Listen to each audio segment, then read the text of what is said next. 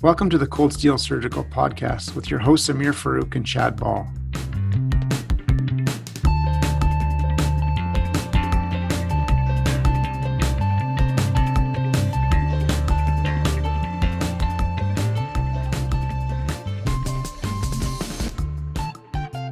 Dr. Yang, thank you so much for joining us on the Cold Steel podcast today. It's truly an honor to have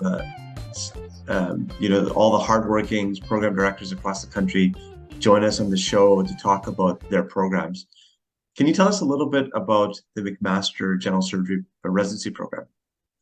Sure. Yeah. So we're based in the city of Hamilton. So those who are less familiar, that's about 45 minutes southwest of Toronto. It's a growing city. It's about 600,000 people now.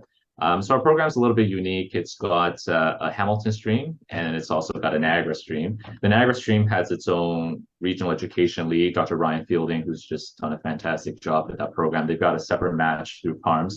So the Hamilton stream, we take 6 residents per year through CaRMS.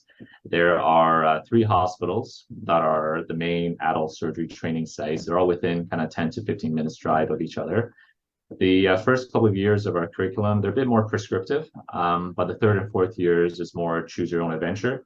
So our program's philosophy really is one that emphasizes that residents ought to be able to tailor their training towards kind of what their career goals eventually are. So, and then the final year of our training, it's really all general surgery rotations that residents kind of consolidate everything. And, as a surgeon and also as a leader really in our program, they carry that forward after they graduate. That sounds great. Realizing that your graduates really over the years have gone everywhere and done everything. Where does the typical McMaster graduate go at the back end? Where do they end up? I realize the options, like I said, are broad, but what do you like to see and what have they done previously? Yeah, so, I think, I'm pretty confident all programs in Canada, we're really fortunate in Canada, can say this, but it is very important to our program that when residents finish after their training here, after 5 years, that they're ready to start practice independently, safely, competently.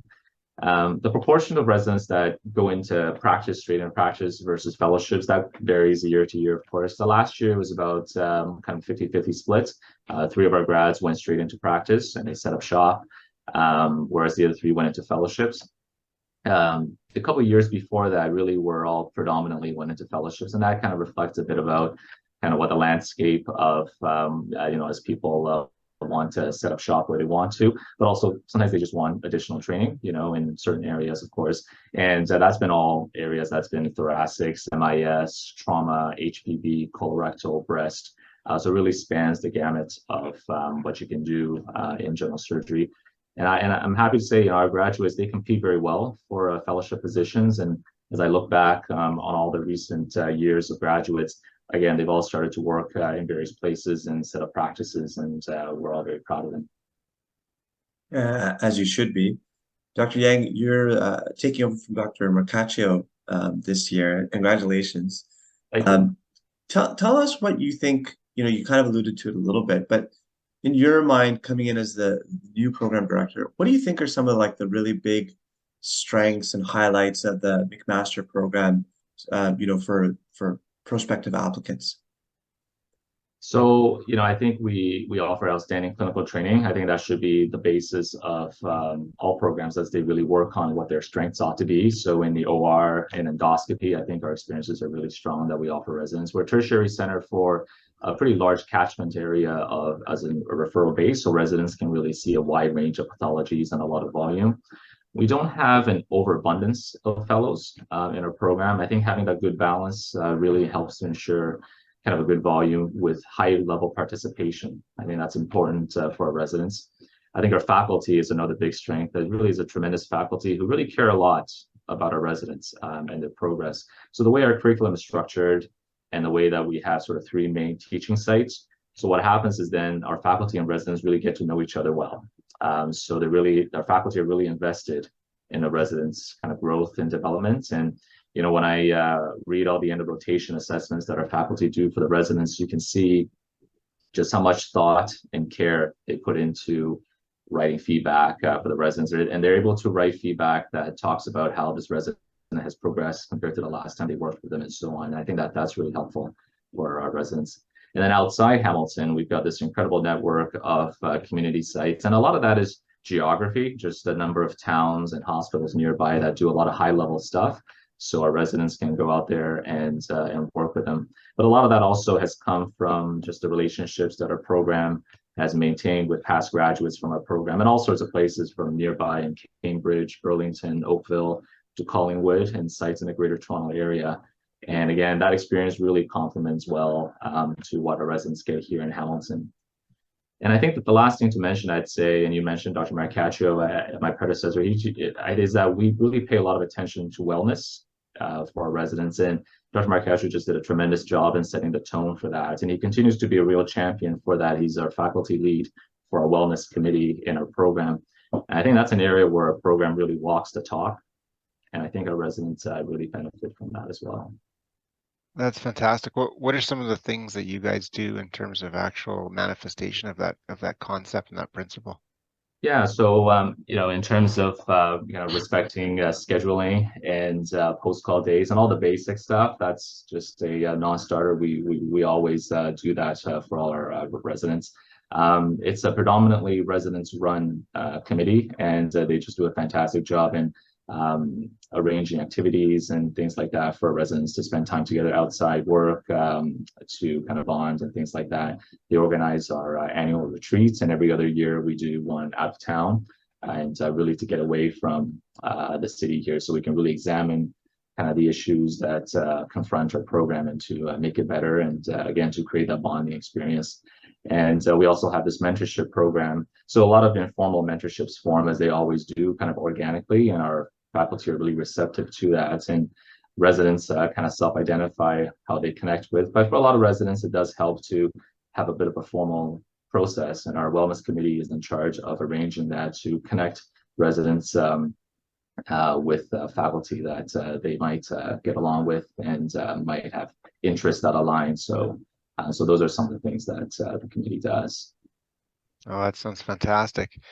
Hamilton as a city itself, I've been lucky in my life, spent a reasonable amount of time there. And there's some areas in and around Hamilton that are, I think, some of the most beautiful in Ontario. Like they're unbelievable. Dundas, like a whole bunch of places that I'm sure you could list off too.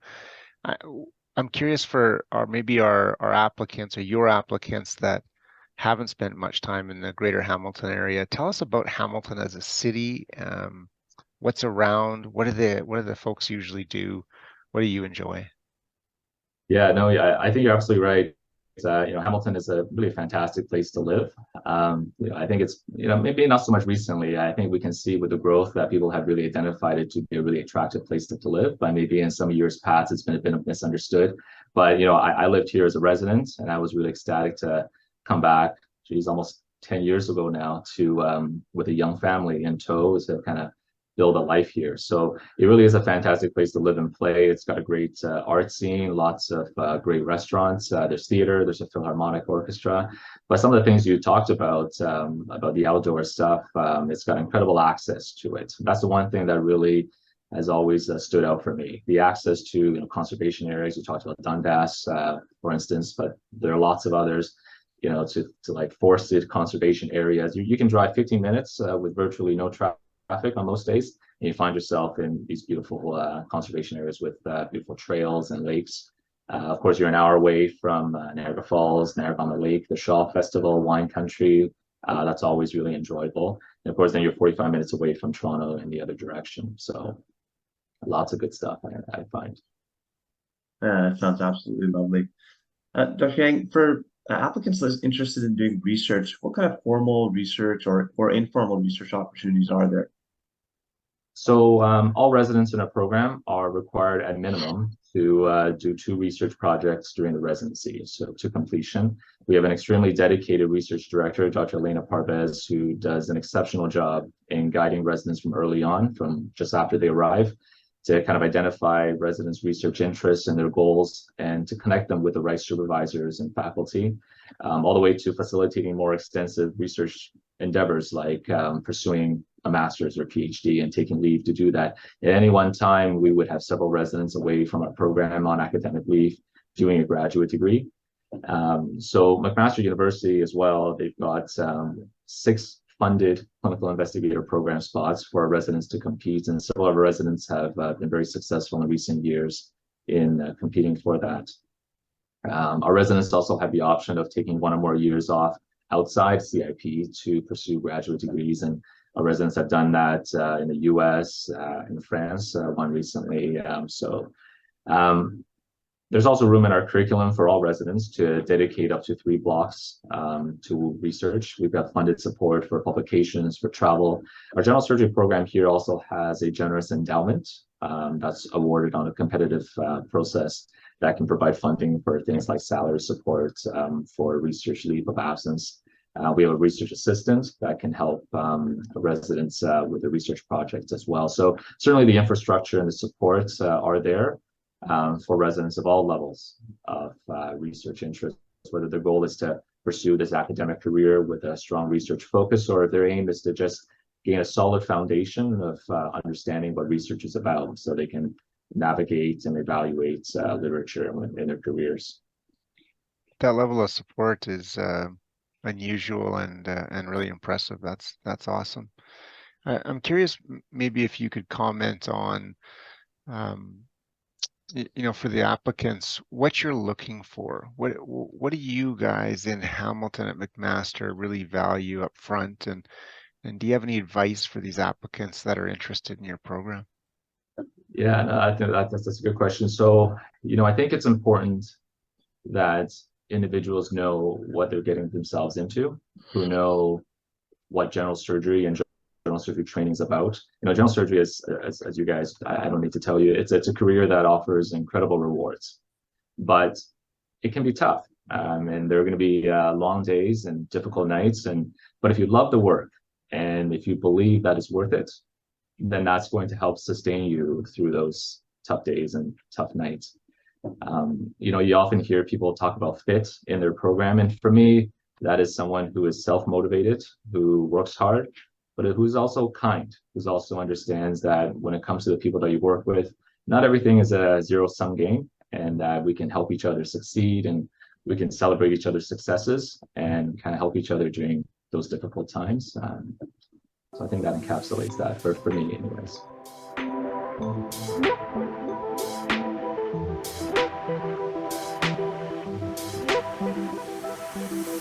You've been listening to Cold Steel, the official podcast of the Canadian Journal of Surgery. If you like what you've heard, please leave us a review on iTunes. We'd love to hear your thoughts, comments, and feedback, so send us an email at podcast.cjs@gmail.com or tweet at us at CamJSurge. Thanks again.